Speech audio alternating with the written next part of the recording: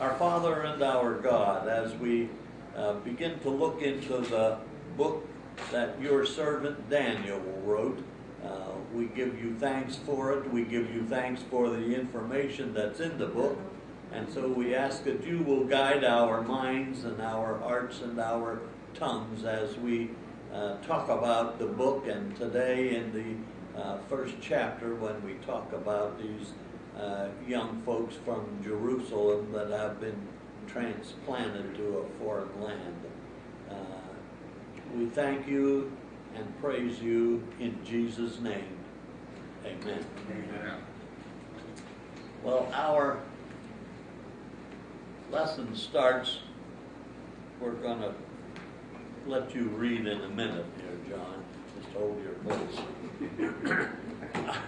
Our lesson starts really in the first book of the Bible in Genesis. Genesis 12, and the first 3 verses go like this. Now the Lord had said to Abram, "Get out of your country, from your kindred, and from your father's house, to a land that I will show you. I will make you a great nation. I will bless you and make your name great, and you shall be a blessing. And I will bless those that bless you, and I will curse him who curses you, and in you all the families of the earth will be blessed." Verse 2, I will make you a great nation.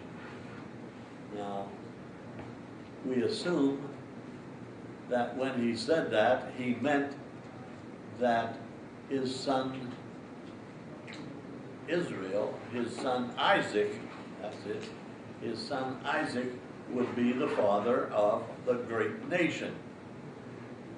But Abraham had more than one son.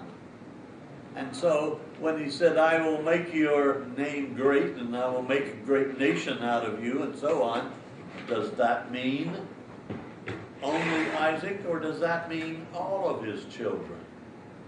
So let's catch up for just a moment here and see what really happens here. Now, when we look at all of these ites that we read about in the Bible, the Ishmaelites, the Moabites, and the Amorites, and the Edomites, and the Midianites, what about all of them? Well, the Ishmaelites, they came from Abram and Hagar, okay? And we read about that, if you're interested, in Genesis 16. They became a nation. They were Abram's children. The Moabites and the Ammonites in Genesis 19, they were also from Abraham and Isaac, and God made a nation out of them. The Edomites from Esau, from Genesis 25, we read about that. And the Midianites from Esau, from Genesis 25. So when we read these references, we see that God blessed Abraham and all of the children of Abraham. Now, they didn't all behave like we would think they would, but they were all children of Abraham. God kept his promise, and what he says he will do. What he said to Abraham, he did it, okay, in the Old Testament. And so we see that God has a perfect track record. Now, if a person that you know has a perfect track record, I don't know if you can find someone like that, but if you knew someone with a perfect track record, you could depend on them for the future.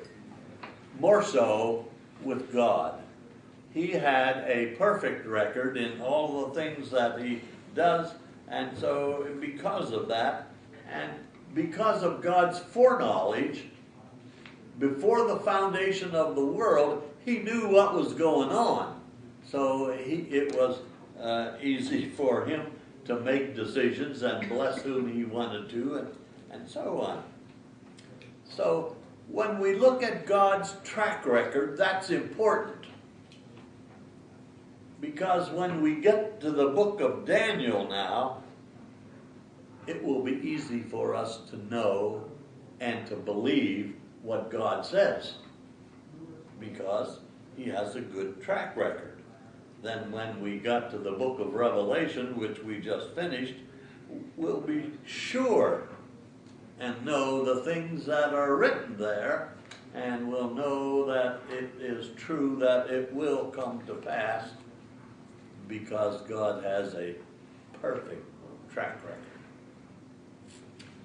Okay, to the book of Daniel then. Let's allow John to read that chapter, and in the future weeks we're not going to ask him to read, because I know that you will have read the chapter already. Okay, John? Daniel's training in Babylon. In the 3rd year of the reign of Jehoiakim, king of Judah, Nebuchadnezzar, king of Babylon, came to Jerusalem and besieged it. And the Lord delivered Jehoiakim, king of Judah, into his hand, along with some of the articles from the temple of God. These he carried off to the temple of his God in Babylonia, and put in the treasure house of his God. Then the king ordered Ashpenaz, chief of his court officials, to bring in some of the Israelites from the royal family and the nobility, young men without any physical defect, handsome, showing aptitude for every kind of learning, well-informed, quick to understand, and qualified to serve in the king's palace. He was to teach them the language and literature of the Babylonians. The king assigned them a daily amount of food and wine from the king's table. They were to be trained for 3 years, and after that, they were to enter the king's service. Among these were some from Judah: Daniel, Hananiah, Mishael, and Azariah. The chief official gave them new names. To Daniel, the name Belshazzar; to Hananiah, Shadrach; to Mishael, Meshach; and to Azariah, Abednego.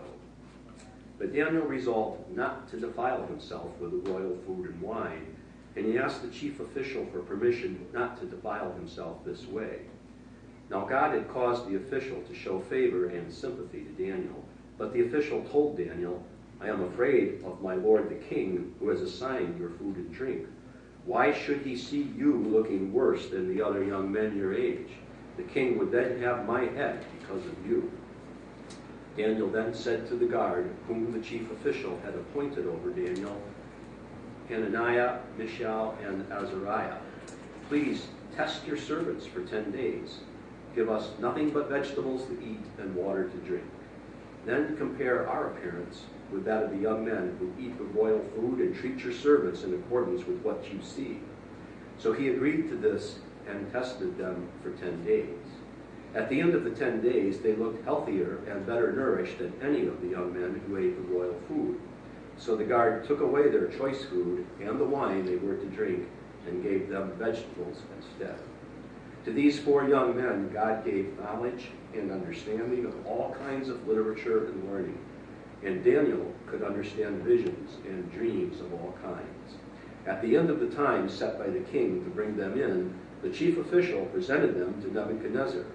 The king talked with them, and he found none equal to Daniel, Hananiah, Mishael, and Azariah. So they entered the king's service.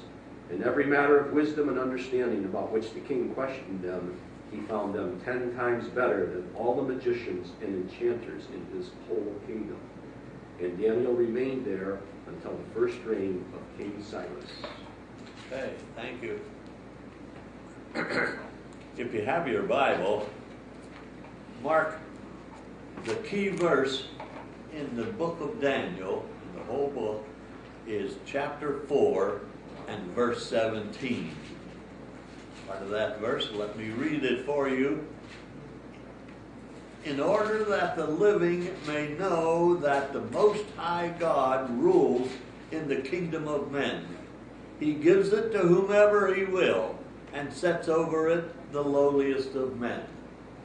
So God, in his sovereignty, is in control, not only of the kingdom of Babylon, but he is in control today. It's God that sets up kingdoms or nations and men to rule over them. Keep that in mind as we go through the entire book. Now, the book of Daniel was written in the 6th century. That would be the 500s BC. And it was written by Daniel. Some theologians deny that the book was written by Daniel, but Jesus Christ himself verified that fact in Matthew 24:15. And these are the words of Jesus. Therefore, when you see the abomination of desolation spoken of by Daniel the prophet. So Jesus himself refers to the book of Daniel. Daniel wrote the book in the royal courts of the city of Babylon. It's very unique in its prophecies in all of the Bible, and we'll be getting into that as we get later on in the book. With very exactness to the very day, in Daniel's present time and into 6 centuries ahead, he was able to prove or to prophesy with the exact time the things that would be happening. And that is one of the amazing things to me. Okay, Nebuchadnezzar, in his first expedition to Jerusalem that we read about in first 2 verses here, the drums of war were beating in the Middle East. Sounds familiar, doesn't it? Same as today. Egypt and Babylon were the superpowers in that day. Let's go to the early summer of 605 BC. The Babylon army under Nebuchadnezzar attacked the Egyptian army in the upper Euphrates River, and the Babylonian army defeated the Egyptians. By August 605 BC, Nebuchadnezzar took control of Jerusalem. Okay. On August 15th, Nebuchadnezzar's father died back in Babylon. So Nebuchadnezzar rushed home to claim the throne because he was next in line to be the king. And he did this, and he became king in September on either the 6th or 7th day of his arrival. But here's the thing. On his way home, he took sacred vessels from the temple of Jehovah in Jerusalem. Now, these sacred vessels in the temple were, as you remember from the tabernacle and the temple, they were made of gold, pure gold. And so Nebuchadnezzar took these gold things home with him, and he put them in the temple of Marduk. That was his god back in Babylon. He also took the best of the Jewish men, young men that he thought he could use back in Babylon. But these gold vessels that he put in the temple of Marduk, he wanted to express his gratitude to his god, which was Marduk, he wanted to put his god up, and like we would say today, my God is bigger than your God. Well, that's what he was thinking or trying to say. But really, it was a splendid opportunity for Jehovah to exalt his authority and his will over them all. And we'll discover that time and again as we go through this book. We know that Jehovah was not subject to any god. It doesn't matter who he was. Jehovah was not subject to them. He is the most high sovereign God of the universe. And he is about to show us that throughout this book. It was Jehovah, not Murdoch, that gave the victory. We read in verse 2 there. Okay? God sovereignly did this to give him the opportunity for a greater display of his sovereignty. Wow. Okay? Enter Daniel and his three friends, his, shall we call them Jewish companions or whatever. Nebuchadnezzar, who was now king, he bring in the best Jewish captives to his royal training school. Now, every one of these little things that are happening to these guys has already been prophesied, and we can pick them out.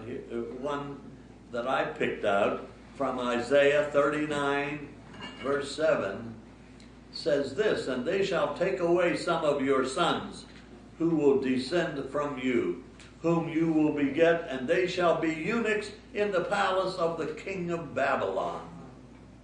Isaiah prophesied that, and as in today's lesson here, we'll see how that comes true. These Jews, Daniel and his three friends, were at this time, they were teenagers. They were in excellent physical condition. They'd make the first string of the football team if they lived today. They were handsome. They were, they were very keen intellectually. Now, the king picked these three guys out, and they were to be taught the writings and the language of the Chaldeans. Now, these Chaldeans, they were the elite people in Babylon. They were the privileged class of several classes of the wise men. And the wise men are the cabinet or counselors for the king. King had any problem, he'd call in these wise men and they would counsel him. These guys were the most influential men in the kingdom, the Chaldeans. So these four kids from Jerusalem, they were to be given the best education in Babylon. They couldn't afford it, but the king would do this. And this education, hey, it lasted 3 years. Now, during this time that these kids were being taught the best that Babylon had, the custom was that they would feed the officers of the royal court the choice food and wine and stuff from the same stuff that the king ate and drank. They were to have this. When the king commanded that this privilege be extended to these 4 young men from Judea, whose young names were, hey, let's look at these names for just a second here. He did that, but the meaning of the young men, their names honored Jehovah God, okay? Daniel, the meaning of Daniel was God is judge. Hananiah means Jehovah is gracious. Mishael, who is what God is. And Azariah, Jehovah has helped. Now, of course, their names were changed to Belteshazzar, Shadrach, Meshach, and Abednego. They changed their names so that these guys, as they grew and were educated, they would think more like Babylonians. They would be loyal to the Babylonians. And so their names were now Belteshazzar, Shadrach, Meshach, and Abednego. When my kids were little, come time to go to bed, and they wanted a bedtime story, I would always tell them about Shadrach, Meshach, and to bed you go. That worked? That worked. They knew when I said that, they knew it was time. But let's look at these four guys. They belong to a conquered, humiliated people. They were uprooted from their families, their friends, their familiar surroundings, their security, their meaning. They were separated from everything. They found themselves transported hundreds of miles to a foreign land, a strange land. And it appeared that their God had been humiliated. They were learning from ungodly teachers. Their situation could be deadly for teens. If they cooperated with these Babylonian teachers and so on, they could receive very favorable government posts, given the enviable position, the great privilege of eating of the king's fare. Was their commitment to Jehovah strong enough to hold in times like these, in the conditions that they found themselves? Okay. Let's look and see. The Jewish kids, teenagers, they faced a dilemma. What if they would eat the king's food? Well, they could rationalize, this is not a normal circumstance. God's to blame for us being here anyhow. If we eat, we would get government positions and great impact on the people here. If we disobey the king, it's probably off with our heads. Would not love dictate that we eat the king's food? What kind of a decision would you make under these circumstances when you were a teenager? Well, the four decided to obey God first. Yes. And God took care of everything else around them. Once they made that decision, God sovereignly prompted the chief marshal to respect Daniel's request that they not eat the king's food, that they just eat vegetables and water for 10 days. And then, after we do that, Daniel said, you compare us, and then you can deal with us accordingly. If we don't make it, it's off with our heads. And if God comes through and we look better, so be it. The result was that they were excused. God prompted the decision that the marshal had made, and they were excused from the requirement of eating from their king's table. So, what happened? God enabled Daniel and his three friends to learn well. He gave them the gift of wisdom so that they could discern what was true and what was not true.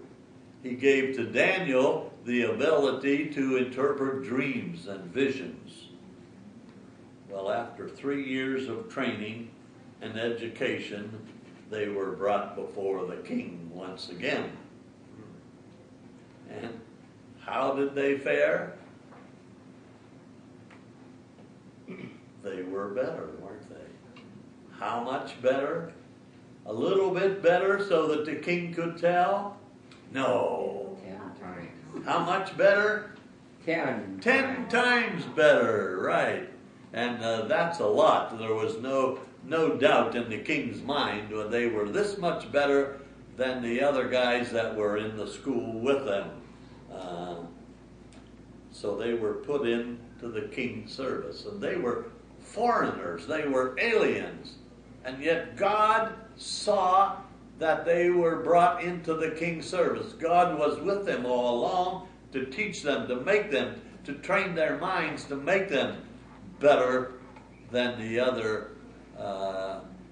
people that were in the same training school.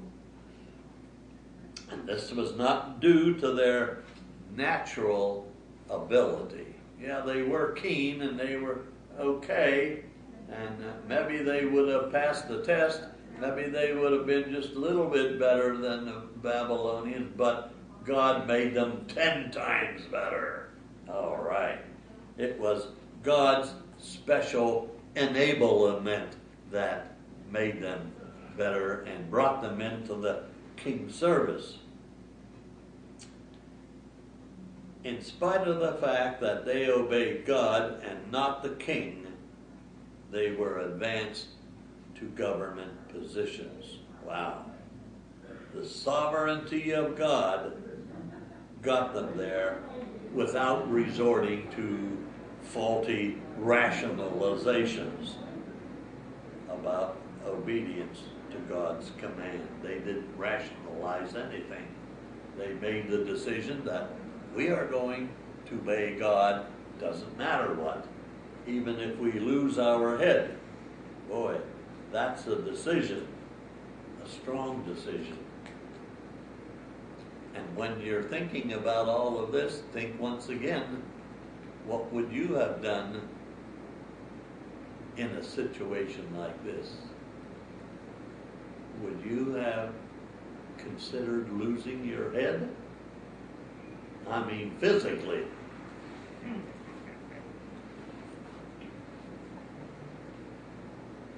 They demonstrated that a saint of God is to obey his commands no matter what, and let the results rest in God's hands, in the sovereign one. Well, Daniel continued until the first year of Cyrus, king of the Medo-Persia. Matter of fact, that means that he was in the king's service from there on until the Babylonian Empire fell apart under the Medo-Persians, and we'll talk about that too.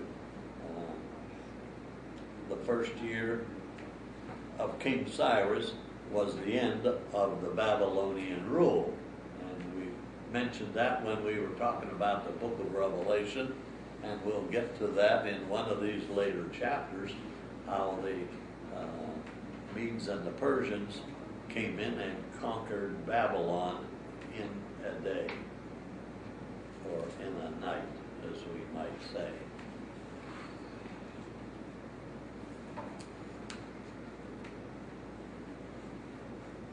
So Daniel survived the entire Babylonian rule from the time that Nebuchadnezzar became king until the day he died under the Medo-Persian rule. In spite of all of this Oriental intrigue and everything else that was going on at that time, Daniel and his 3 friends not only survived the captivity, but exceeded all of that. They were, as foreigners, appointed to positions, high positions in the government there at Babylon. And this again is a testimony to the sovereignty of God. And as we look at these later chapters, we will see the sovereignty of God in each and every chapter. God's rule over the Gentiles, God's rule over everything. And, well, in every chapter, we will see the sovereignty of God. And next time, we're going to look at this guy here and see what God has to say about him. We briefly talked about that when we looked at the book of Revelation, but we'll see in detail what God has to say about him, and maybe in next week. Your questions for today.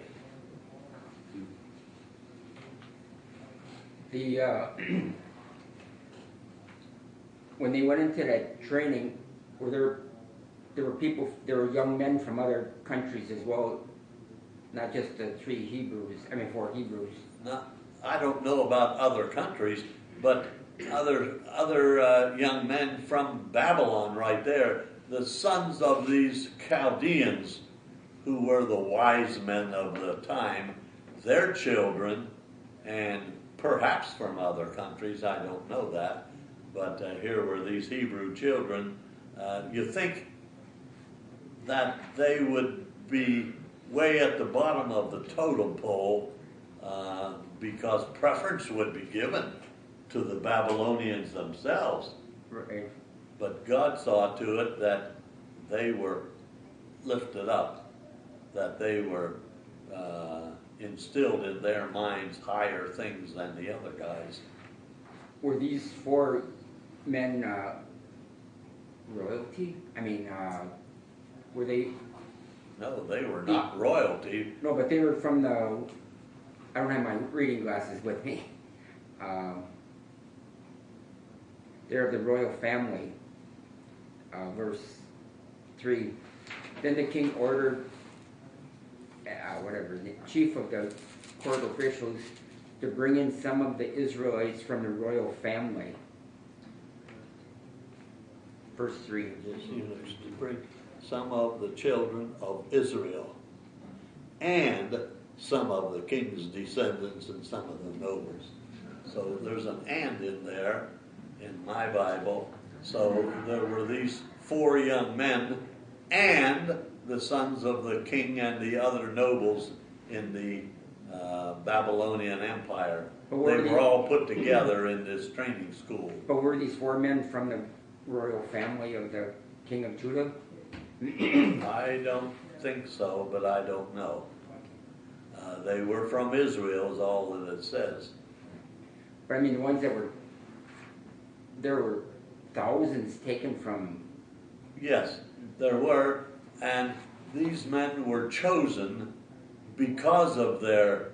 appearance and health and everything. Yes, and not because they were any royal family descendants back in Israel, but because of their stature, their wisdom, those things. So they were all already smart kids. And when they were brought before the king, he chose these four guys and trained them, and they became better yet. At the same time, then, Ezekiel was the prophet to the Jews that were in Babylon, right? Yeah.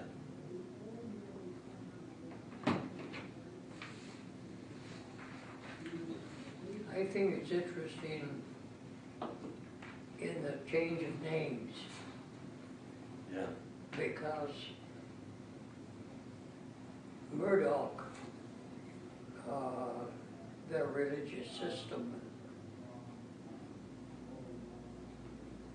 Nebuchadnezzar was trying to sever from them their Jewish heritage completely in the change of their names. That's right. Their God, so-called God, was included in their names. The Jewish names included God Jehovah. The new names that were given to them were acknowledged the pagan God, and yet they remain true to their God Jehovah, Yes. regardless of the pressures that were put upon them to, shall we say, become more modern. Yeah. What do you say, or what do you think is the lesson we should learn from this first chapter before we get into the other things in the book of Daniel? What's the lesson here? Why was it written for us?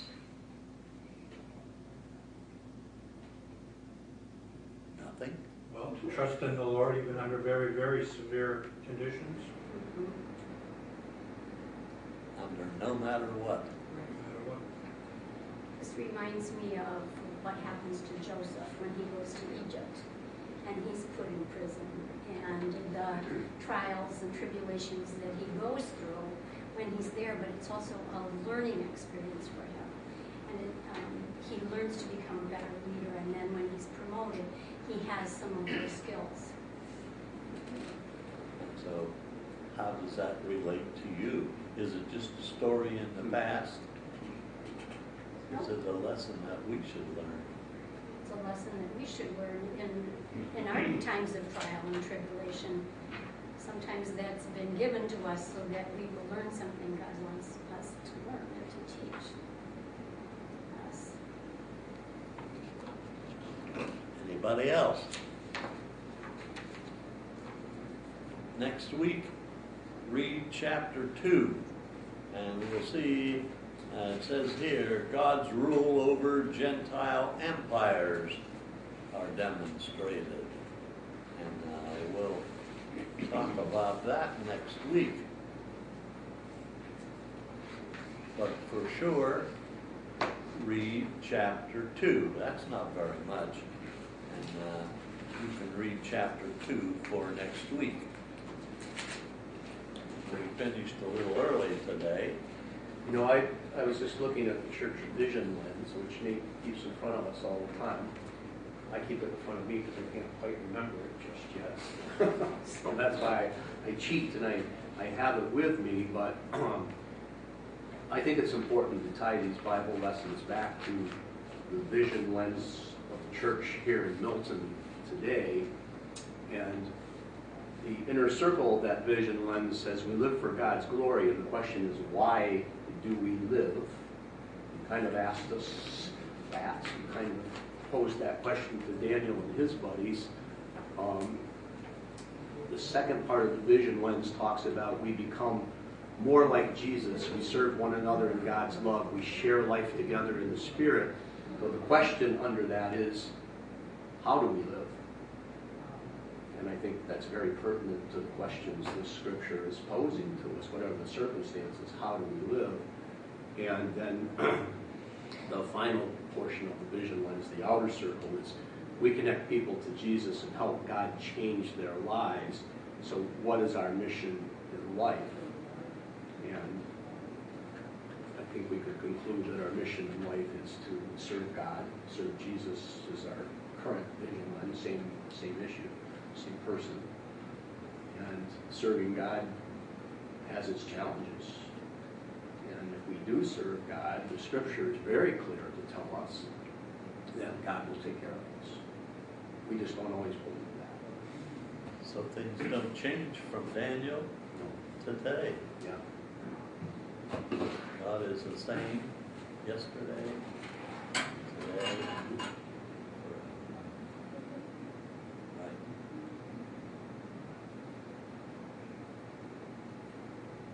every one of us are tested.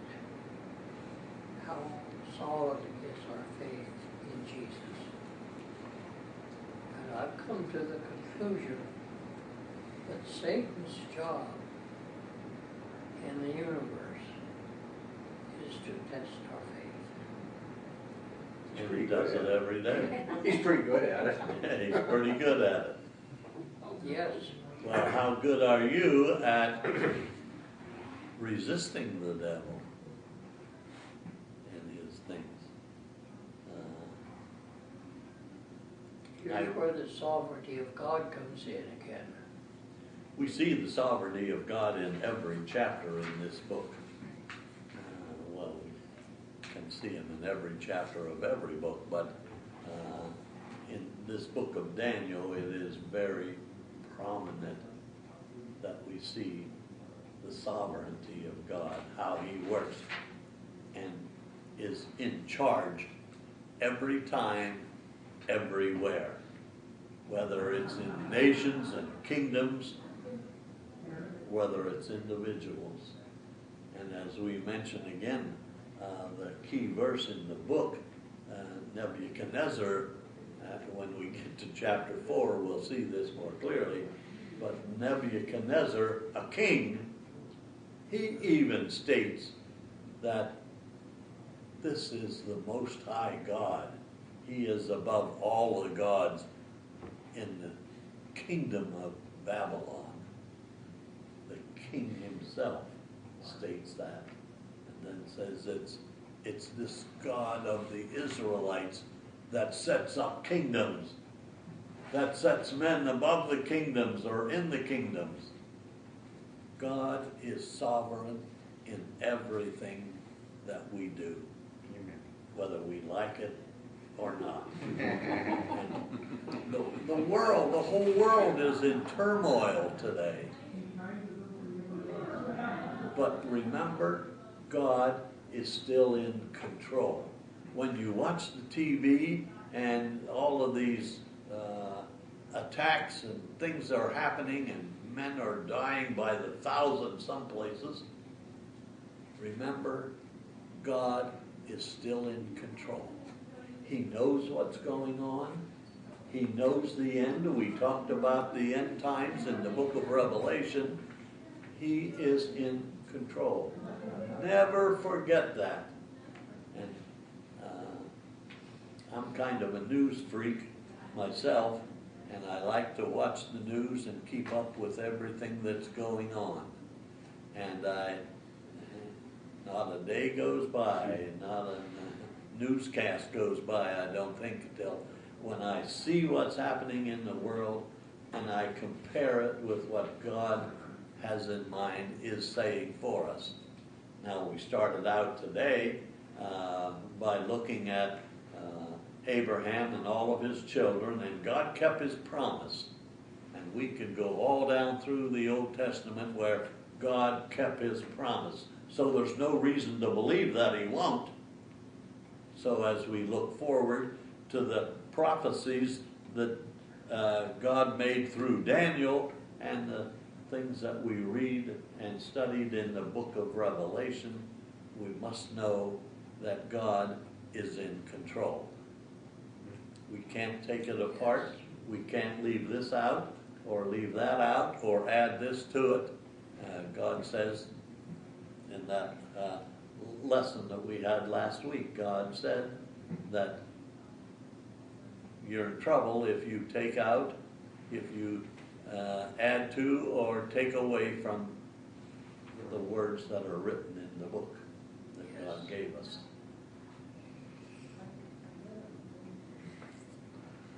Okay? No extra charge for that last verse.